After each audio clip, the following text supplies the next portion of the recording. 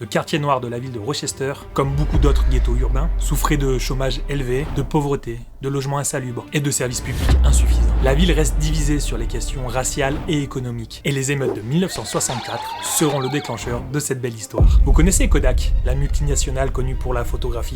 Son siège se trouve justement dans la ville de Rochester. C'est le pasteur Franklin Florence qui va créer le mouvement FIGHT, Freedom, Integration, God, Honor, Today. Conscient de l'importance de construire un pouvoir populaire, FIGHT fait appel à Saul Alinsky pour l'aider à structurer son mouvement. En tant que principal employeur de la ville, entreprise visible, puissante et surtout qui a besoin de soigner sa réputation familiale, Kodak sera la cible de ce combat. Les revendications sont simples, des emplois pour les personnes noires. Et c'est là que Alinsky est un génie. Il va mettre en application sa méthode pour faire plier la multinationale. On commence par des négociations tendues pour montrer que Kodak est insensible à la demande de la communauté et ainsi altérer leur réputation. Puis on sera en réunion des actionnaires. Pour ça, il suffit d'acheter des actions de l'entreprise aux plus petits actionnaires pour être invité à ces instances. L'objectif est de confronter publiquement les dirigeants face aux discriminations subies par la communauté. Enfin, on envisage des actions non violentes mais qui misent au bon fonctionnement de l'entreprise. FIGHT a menacé Kodak que la communauté afro-américaine bloque les toilettes de l'aéroport de la ville en les utilisant non-stop car ils n'auraient pas d'autre endroit où aller